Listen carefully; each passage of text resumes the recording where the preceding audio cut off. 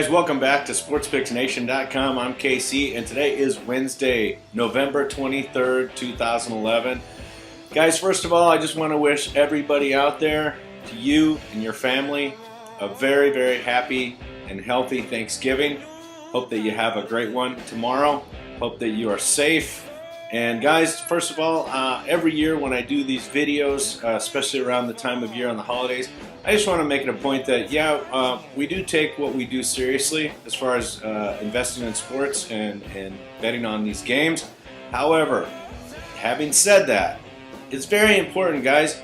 Don't ever bet money on these games or risk money that you can't afford to lose.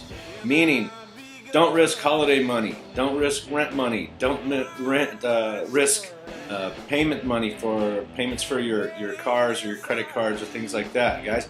Take care of your family and take care of your business first, and this stuff is secondary, okay? And I think most of you guys out there that watch my videos and that play on these games, you guys are smart enough to know that. It's about money management, and it's also about having a budget and staying within yourself as far as what you can afford to play and what you can afford to lose, okay? So enough about that. All right, guys, here's what I've got. I'm going to call this KC's Turkey Leg Six-Pack. I've got 6 games going to be spread out over this evening through Friday, and we're going to see if we can go 5-1, 4-2, maybe even 6-0. We'll see, okay? It would be awesome if we could go 6-0. We'll see what we can do, but it's going to be 2 games in college basketball, 2 games in the NFL, and then 2 games in college football. All right, so first of all, let's talk about college basketball tonight. Youngstown State going to Penn State. Guys, Penn State opened up as an 11-point favorite in this one. This one has dropped to 10. In some places it dropped to 9 or 9.5. I'm getting this one at 10 right now, and I'm going to take Youngstown State plus the 10.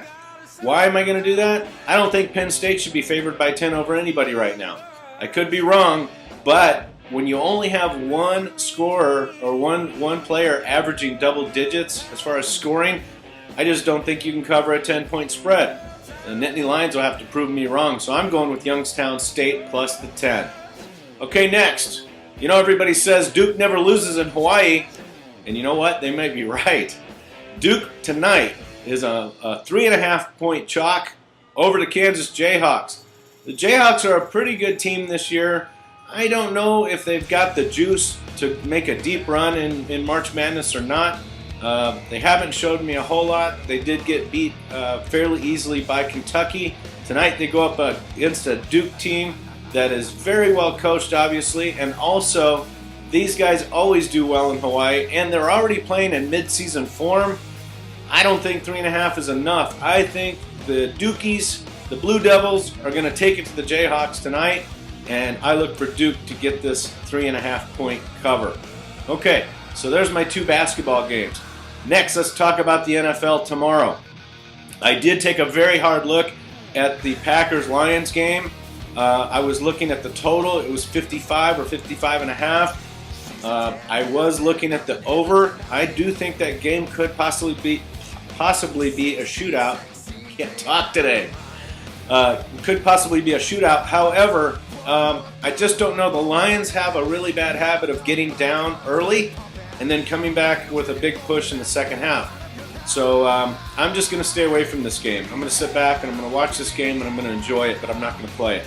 Okay, next, let's talk about the Cowboys hosting the Dolphins. The Dolphins have been playing inspired football. They've come off of 2 victories, basically the same 2 teams that the Cowboys just played, the Bills and the Redskins. The Cowboys were lucky. Boy, they were lucky to get away with the win after almost giving that game away to the Redskins in Washington last Sunday.